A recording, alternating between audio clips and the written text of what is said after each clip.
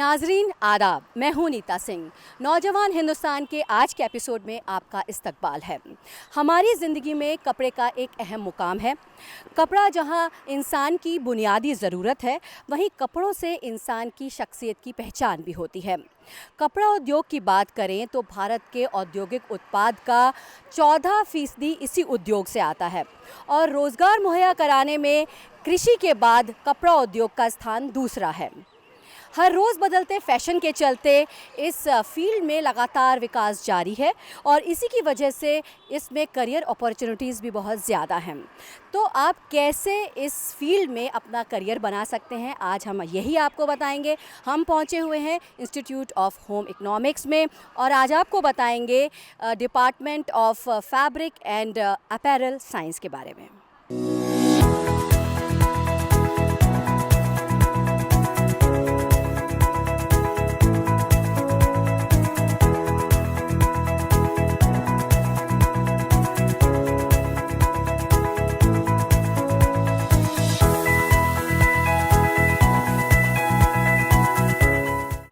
आज हम आपको बता रहे हैं कि कैसे आप अपना career fashion and textile industry में बना सकते हैं। इस समय हम मौजूद हैं इंस्टीट्यूट ऑफ होम इकोनॉमिक्स में। यहाँ की डायरेक्टर डॉक्टर गीता त्रिलोक कुमार हमारे साथ मौजूद हैं। आइए उनसे जानते हैं कि किस मकसद के साथ fabric and apparel science department की शुरुआत की गई। आपका स्वागत है। 1979 में ये डिपार्टमेंट शुरू हुआ था। उस टाइम इसका मकसद था लड़कियों को सेल्फ डिपेंडेंट बनाना, टू बिकम गुड हाउसवाइफ्स, अच्छे अपने बच्चों को, फैमिली को देखभाल करना। तो ये डिपार्टमेंट इसलिए बना था कि, और ये उस टाइम जो कोर्स था वो भी काफ़ी क्लोथिंग ओरिएंटेड था, stitching, cutting, making of dresses. तो मतलब इनके कोर्स में ये सब कुछ होता था, जैसे baby frocks, pants, salwar kameez, इस तरह के कपड़े इनको बनाने काटने सिखाए जाते थे। प्लस एम्ब्रॉयडरी भी सिखाई जाती थी ताकि ये बहुत अच्छी हाउसवाइफ्स बने। लेकिन वो ज़माना अलग था। धीरे धीरे जैसे जैसे ज़माना बदलता रहा, चीज़ें बदलती रही, पूरा कोर्स रिवैम्प होता रहा और इसमें बहुत सारी नई चीज़ें आने लग गई। और आज के दिन में जो टेक्सटाइल्स का कोर्स है, जिसको हम fabric and apparel design department कहते हैं, उसमें राइट फ्रॉम कटिंग, अभी भी वो सिखाते हैं हम इनको कि कैसे काटना है, कैसे स्टिचिंग करनी है, किस तरह से आपको ड्रेपिंग करनी है।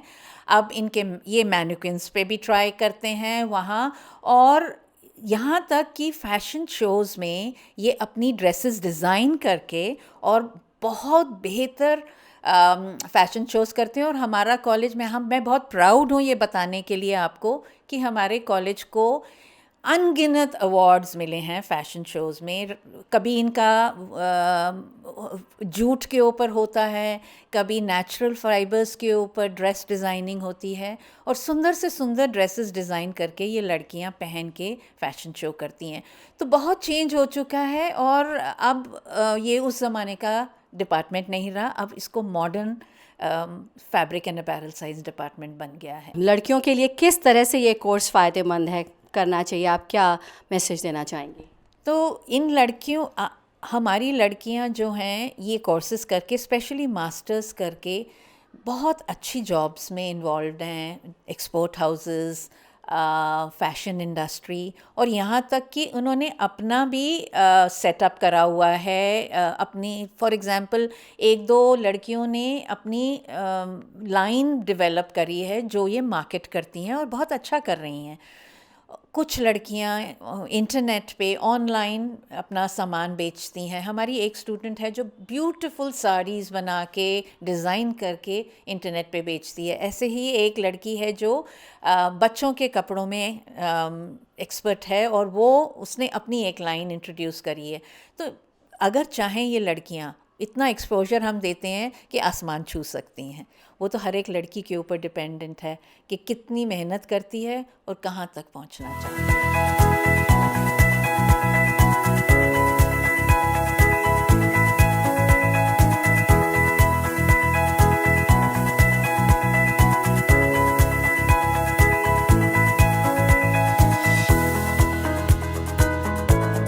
हम यहाँ पर इस इंस्टीट्यूट की लैब में पहुँचे हुए हैं, डाइंग एंड प्रिंटिंग लैब है। हमारे साथ इस समय डॉक्टर अमिता वालिया मौजूद हैं। आइए उनसे जानते हैं कि वो क्या कुछ सिखाती है यहाँ पर। डॉक्टर अमिता, स्वागत है आपका। हमारे यहाँ पे कोर्सेज़ हैं जहाँ पे बीएससी, एमएससी और पीएचडी कोर्सेज़ चलते हैं, और स्पेशलाइजेशन हमारी है apparel and fabric and apparel science में, जिसमें स्पेशलाइजेशन मेरी है textile design and traditional craft. Traditional craft ऐसा हम कहते हैं कि भारतवर्ष के हर स्टेट में, हर प्रांत में कोई ना कोई परंपरा है टेक्सटाइल्स की और हैंडीक्राफ्ट्स की, जो वहाँ की स्पेशलाइजेशन है। जैसे कि हम कह सकते हैं कश्मीर में कशीदाकारी है, ज़लकदोज़ी है, लखनऊ की चिकनकारी है, बनारस की हमारी बनारसी साड़ियाँ बहुत फेमस हैं। तो ये सारे टेक्सटाइल्स के बारे में हम बच्चों को पढ़ाते हैं और उन्हें समझाते हैं कि इनके मोटिव्स की क्या इंपॉर्टेंस है, सिंबॉलिज्म क्या है, कौन सी हमारी कोट एम्ब्रॉयडरीज या कोट टेक्सटाइल्स हैं, कौन सी हमारी फोक आर्ट हैं जैसे फुलकारी है। सो इनके सिंबॉलिज्म, इनके फैब्रिक्स कौन से यूज़ होते हैं, ओरिजिन कहाँ से स्टार्ट हुआ था, और आज इसकी कमर्शलाइजेशन होकर हम इसमें क्या क्या चीज़ें बना सकते हैं और कैसे इसकी मार्केटिंग करके एक हम क्राफ्ट पर्सन को इसमें हेल्प कर सकते हैं टू प्रमोट द क्राफ्ट, और रिवाइवल के बारे में भी बताते हैं ताकि हमारा कल्चर और हेरिटेज कंटिन्यू रहे, ये कहीं पे ख़त्म ना हो। और साथ में हम टेक्सटाइल डिज़ाइनिंग भी कराते हैं, जिसमें डिज़ाइनिंग कैसे होती है, कैसे हम किसी चीज़ को एक छोटे से शून्य से लेकर और फाइनली एक प्रोडक्ट के लेवल तक पहुंचाते हैं अपनी सरफेस एम्बेलिशमेंट से, चाहे वो एम्ब्रॉयडरी हो, प्रिंटिंग हो, डाइंग हो, या हम उसमें और भी कौन सी चीज़ें उसमें इम्पार्ट कर सकते हैं। क्या आप जानते हैं जो इतने सुंदर सुंदर कपड़े आप पहनते हैं या मार्केट में इतने सुंदर सुंदर कपड़े मिलते हैं, वो किस प्रोसेस से गुजरते हैं? जानने के लिए हम जानते हैं डॉक्टर चारू गुप्ता हमारे साथ मौजूद हैं। वो इस लैब में अपने बच्चों को क्या कुछ सिखा रही हैं। डॉक्टर चारू गुप्ता, स्वागत है। इस लैब में क्या कुछ हो रहा है, ये बच्चे क्या कर रहे हैं, बताइए। तो ये डाइंग एंड प्रिंटिंग लैब है। हमारे कंट्री में इतने तरह के फाइबर्स हैं, कॉटन, वूल, सिल्क, पॉलिएस्टर। इस लैब में उनको अलग अलग तरीके से डाई करना सिखाया जाता है। तो बहुत तरीके के डाइज हैं, कॉटन पे अलग तरीके के चढ़ते हैं, सिल्क पे अलग।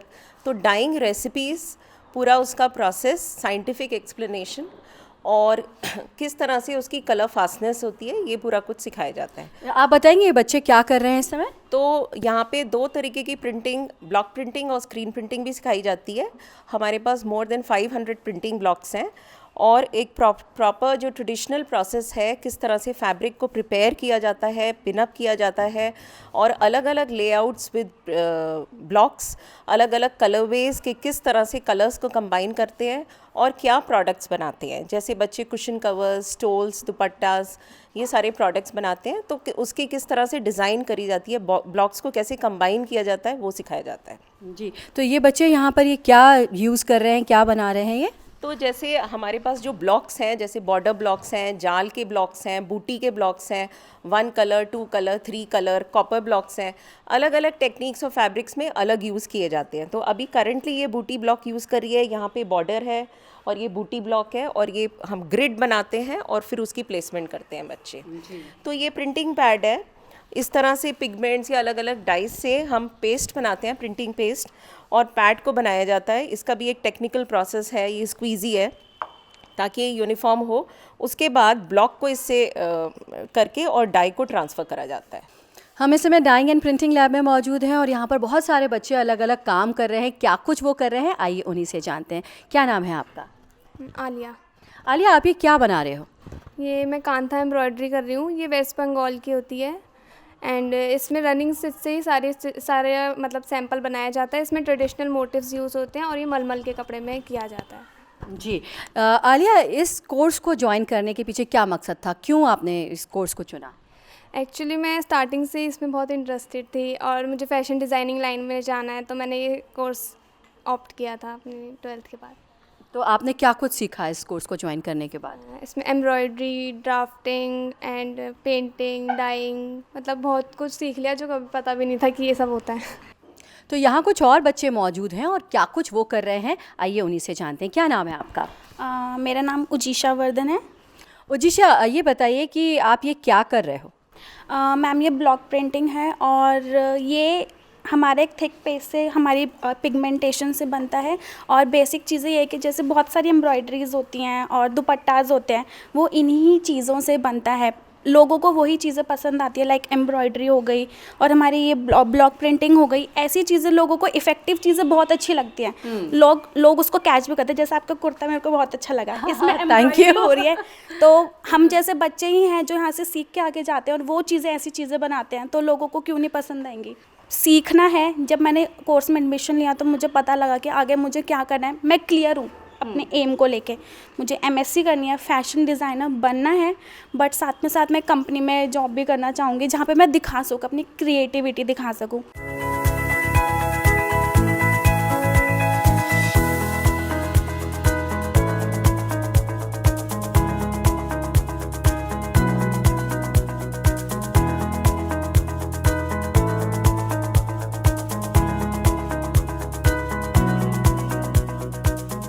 अगर आप किसी भी क्षेत्र में सक्सेसफुल होना चाहते हैं तो ज़रूरी ये है कि आपको बेसिक्स अच्छे से आते हों। इस समय हम अपैरल डिज़ाइनिंग के लैब में मौजूद हैं और यहाँ पर बच्चों को बेसिक्स सिखाए जा रहे हैं। आइए कुछ स्टूडेंट से बात करते हैं और जानते हैं कि वो क्या कुछ सीख रहे हैं। क्या नाम है आपका? Shivangi. शिवांगी, आप ये क्या कर रहे हो? I'm creating a total different look with the basics that I have learned. That is all. और इसके ज़रिए आप क्या सीखने की कोशिश कर रहे हो? That how can you create new outfits from the things that the basics that you have learned and use it to create a new outfit or a design, silhouette, styles. हम इस समय अपैरल डिज़ाइन लैब में मौजूद हैं। आप देख सकते हैं कि हमारे आसपास कितने सारे बच्चे डिज़ाइन कर रहे हैं, कुछ ड्रॉ कर रहे हैं। आइए एक और बच्चे से बात करते हैं और जानते हैं कि वो क्या कर रहा है, क्या कर रही हैं ये। क्या नाम है आपका? निधि सिंह। निधि, आप क्या बना रही हो, क्या कर रही हो ये? अभी I am drawing dresses like and these are the some basics thing like pants, different types of pants like cargo pants, palazzo, jodhpuri. We have different pockets. इसके पीछे क्या, what is the importance of this? क्या महत्व? We wear dresses, the trends changes, but the basic things remain same. Like the pockets, the basic things. We just play with the basics to make the different kinds of dresses and the trends come. तो आप आगे जाके कुछ भी करना चाहें, fashion designing करना चाहें, लेकिन बेसिक्स आपके क्लियर होने चाहिए। वो शुरुआत में इन बच्चों को इस लैब में सिखाया जाता है।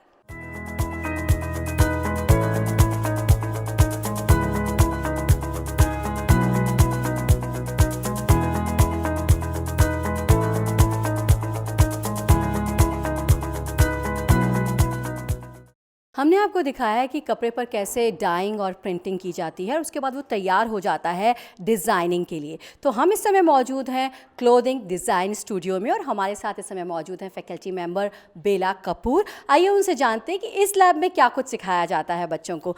बेला कपूर, आपका स्वागत है। Thank you. यहाँ पर आप क्या कुछ सिखाती हैं स्टूडियो में? इस स्टूडियो में हम फैब्रिक को गारमेंट में कैसे कन्वर्ट किया जाता है वो सिखाते हैं।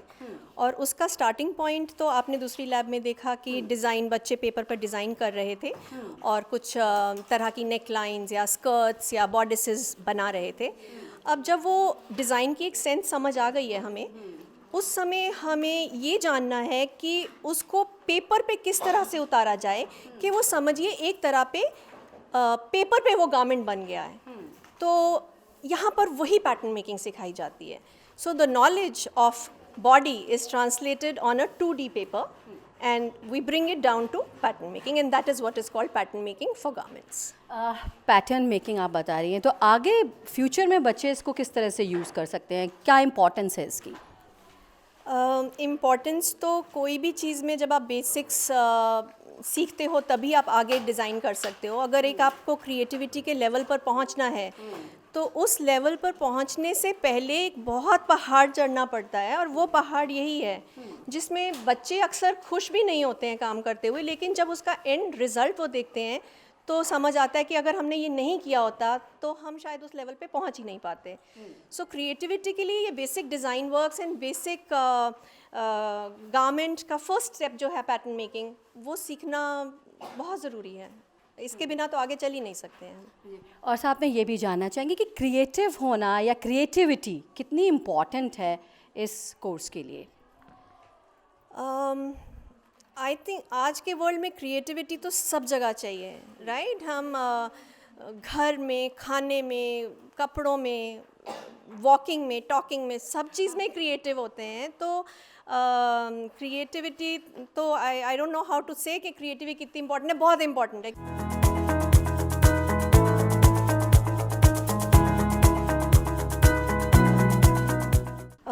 ये जो आप देख रहे हैं इसको ड्रेस फॉर्म कहते हैं, अक्सर लोग मैनिक्विन कहते हैं, मगर हमारे लिए ये काम करने का एक टूल है। इस पे हम जो ये पैटर्न मेकिंग हो रही है, आपने पहले देखा था कि पेपर से पैटर्न मेकिंग हो रही है, लेकिन इसमें पैटर्न मेकिंग का जो ज़रिया है वो फैब्रिक है। और फैब्रिक को इस तरह से हैंडल किया जाता है और मैनिपुलेट किया जाता है कि वो बॉडी का एग्जैक्ट फिट आपको दे पा रही है। और अगर हम रेडीमेड गारमेंट्स में फ़िटिंग के बारे में देखते हैं कि अच्छा फिट है, तो उसका स्टार्टिंग पॉइंट यही है। सो दिस इज़ बेसिक, ये बेसिक अपर बॉडिस है, ये basic lower bodice as a skirt बनाया गया है। और अगर आप इसको थोड़ा आगे नेक्स्ट डिज़ाइन पे आ जाते हैं तो आप देखिए इसी स्कर्ट को मैनिपुलेट करके फैब्रिक को एक फ्लेयर्ड स्कर्ट के हिसाब से बना दिया गया है। तो design creation on the dress form is also part of this course. आजकल हर फील्ड में सस्टेनेबिलिटी और इको फ्रेंडली होने पर जोर दिया जा रहा है। यहाँ पर इस कोर्स में भी इस बात पर जोर दिया जाता है। आप मेरे पीछे देख सकते हैं बहुत सारे बॉडी फॉर्म्स दिखाई दे रहे हैं। इसके पीछे क्या कॉन्सेप्ट है, आइए जानते हैं इन्हीं स्टूडेंट से। क्या नाम है आपका? अर्शिता, ये क्या है जो पीछे दिखाई दे रहे हैं, क्या कॉन्सेप्ट है? ये हमने कॉलर्स बनाए हैं। ये हमारे जो स्टैंडर्ड कॉलर्स होते हैं, जो शर्ट कॉलर्स होते हैं या फिर कुर्तों में जो हम कॉलर्स देखते हैं, उनको हमने मैनिपुलेट करा है, अपने अकॉर्डिंग उनको स्टाइलाइज करा है, ये दिखाने के लिए कि हम बहुत कुछ कर सकते हैं वेस्ट फैब्रिक से भी, और बहुत कुछ कर सकते हैं उनमें सिर्फ कुछ एडिशंस करके। हमने इसमें बहुत अच्छा कॉन्सेप्ट डाला है कि हम बेसिक प्लेन टी शर्ट पे या कहीं पे भी केवल एक बटन के साथ अपने कॉलर को अटैच कर सकते हैं, जिससे कि वो जो कॉलर पूरे लुक आएगी ना, वो बहुत अच्छी आएगी उससे। जैसे कि इस वाले कॉलर में पीछे बटन अटैच्ड है, उस वाले कॉलर में आगे एक बटन है, सिंपल एक बटन है जिससे कि आप कॉलर वो पहन सकते हैं। ये हमारा पूरा कॉन्सेप्ट है। हमने पूरे एक लाइन तैयार करी है, पूरा एक कलेक्शन तैयार करा है केवल कॉलर्स का। तो आप देख सकते हैं यहाँ पर ये कॉलर्स की लाइन इन्होंने तैयार की है जो कि डिटैचेबल है और किसी भी कपड़े के ऊपर पहनी जा सकती है। और स्टूडेंट्स हैं, उनसे जानते हैं क्या कॉन्सेप्ट है, किस चीज़ को ध्यान में रखकर ये जो कलेक्शन है वो तैयार किया गया है। क्या नाम है आपका? शिवाली। कीपिंग दिस सस्टेनेबिलिटी हमने अपने दिमाग में रखी, तो हमने फैब्रिक सोर्सिंग के लिए बहुत सारी जगहों पे जहाँ पे डेनिम वेस्ट था, हमने वो सब इकट्ठा किया और हम सब ने ये कॉलर्स बनाए। बेसिक कॉलर्स को हमने ध्यान रखते हुए उनके अंदर एक स्टाइलाइज्ड वर्जन ऐड करा। उसके साथ ही साथ हमने एक और चीज़ ध्यान रखी कि क्यों ना हम एक अपने बेसिक जब हम कपड़ा पहनते हैं तो हम कुछ ऐसा उसमें ऐड करें जिससे हमारा पूरे गारमेंट का लुक चेंज हो जाए। तो हमने इन कॉलर्स को डिज़ाइन करा जो हम ऐड ऑन कर सकते हैं अपने क्लोथिंग के ऊपर, सो डैट वो एक डिफरेंट अटायर हमारे को दे जब हम उनको ऐड ऑन पहने। जी, तो बिल्कुल ध्यान रखा गया है इस कलेक्शन में कि क्रिएटिविटी तो दिखाई दे ही रही है, साथ में सस्टेनेबिलिटी और इको फ्रेंडली कैसे हो सकता है ये भी इसमें ध्यान रख करके ये कलेक्शन तैयार किया गया, जैसा कि आप देख सकते हैं।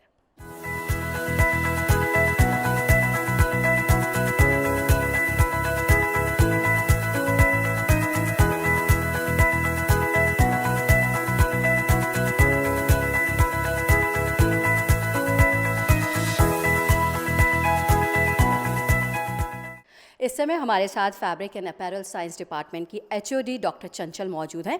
आइए जानते हैं इस कोर्स के बारे में और ज़्यादा उनसे। डॉक्टर चंचल, आपका स्वागत है। धन्यवाद। आपसे जानना चाहेंगे, अगर आम आदमी इस कोर्स के बारे में समझना चाहे कि ये फैब्रिक एंड अपैरल साइंस आखिर है क्या, वो आपसे जानना चाहेंगे। ये फैब्रिक एंड अपैरल साइंस जो है होम साइंस का एक पार्ट है।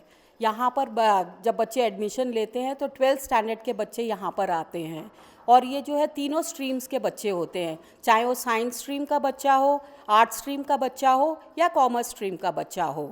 अब यहाँ पर जो कोर्सेज होते हैं, एंट्रेंस जब उनका होता है, यहाँ पर एडमिशन लेते हैं तो BSc होम साइंस पास में या BSc होम साइंस ऑनर्स में इनका एडमिशन होता है, जो 3 साल का कोर्स है। और इसमें ये basic fabric and apparel science जो फाउंडेशन है अबाउट टेक्सटाइल्स एंड क्लोथिंग, वो ये 3 सालों में सीखते हैं। आपने नीचे हमारी काफ़ी सारी लैब्स कवर की हुई हैं जिसमें आपने देखा होगा कि किस तरीके से बच्चे फैब्रिक डिज़ाइन कर रहे हैं, प्रिंट कर रहे हैं, किस तरीके से जब वो बन के तैयार हो जाता है तो कपड़े पे किस तरीके से अपैरल को हम डिज़ाइन करते हैं वहाँ पर, एंड किस तरीके से उसका ड्रेपिंग करते हैं और फाइनली उस प्रोडक्ट को हम तैयार करते हैं। तो ये कोर्स बेसिकली हमारा BSc में भी है, MSc textile textiles and clothing, या अब इसका नाम फैब्रिक एंड अपैरल साइंस हो गया है, वो हम यहाँ पर कवर करते हैं। डॉक्टर चंचल, जैसा कि आपने बताया कि बीएससी कोर्सेज हैं, एमएससी कोर्सेज हैं, पीएचडी कराई जाती है, तो स्कोप इसका क्या है, किस तरह की जॉब्स मिलती हैं, जॉब अपॉर्चुनिटीज़ क्या हैं, क्या अपना खुद का बिजनेस कर सकते हैं? एक्चुअली इस कोर्स को बड़ा अंडर डॉग मैं कहूँगी कि माना गया है, लोगों को इसके बारे में ज़्यादा आइडिया है ही नहीं। जैसे ही बच्चा हमारे बीएससी लेवल पे कंप्लीट करता है, वो हमारे एक्सपोर्ट हाउसेस में भी चला जाता है जॉब करने के लिए। अगर उसने मास्टर्स अपना कर लिया यहाँ पर, तो बच्चे को नॉलेज हमारी टेक्निकल साइड से भी बहुत अच्छी हो जाती है, और डिज़ाइनिंग साइड में और क्लोथिंग फैशन साइड में सब एरियाज़ को वो बड़े अच्छी तरीके से कवर कर लेते हैं, जिससे वो डिज़ाइन इंस्टीट्यूट जितने भी आजकल है यहाँ पर, या टेक्निकल इंस्टीट्यूट जो हमें आईआईटी से भी कंपेयर कर सकती हूँ, उन दोनों के साथ में बड़े अच्छे से हम लोग फिट हो जाते हैं, या हमारे स्टूडेंट्स फिट हो जाते हैं। जी, आपने बताया कि कहीं पे भी फिट हो सकते हैं स्टूडेंट्स। साथ में आपसे ये भी जानना चाहूँगी, क्या क्लासरूम से बाहर, आउटसाइड द क्लासरूम भी कोई ट्रेनिंग होती है, कोई इवेंट्स होते हैं, कुछ किस तरह की और आप ट्रेनिंग उनको देती हैं? जी, हम बच्चों को हर तरीके का एक्सपोजर देते हैं। वो थियोरेटिकल नॉलेज भी उन्हें मिलती है, वो प्रैक्टिकली भी लैब्स में अपना काम करते हैं। इसके अलावा भी हम बच्चों को बाहर लेके जाते हैं, जैसे कि एनजीओ से हमारे काफ़ी अच्छे कनेक्शंस हैं, बच्चे वहाँ जाके कम्युनिटी वर्क करते हैं। वेरियस क्राफ्ट म्यूजियम्स में हम बच्चों को लेके जाते हैं। हम सूरजकुंड मेला लेके जाते हैं बच्चों को, कि वहाँ पर वेरियस क्राफ्ट क्या होती है वो देखें। ये हमारी डिज़ाइनिंग साइड में हो गई। जब टेक्निकल साइड की हम बात करते हैं, तो हम बच्चों को, जैसे कि रिसर्च ऑर्गेनाइजेशंस हैं, यहाँ पर दिल्ली में निट्रा जो है, North Indian textile research organisation, वहाँ भी बच्चे जाते हैं। तो इस तरीके से हम बच्चे को एक ओवरऑल डेवलपमेंट बच्चे का हम दिखा रहे हैं।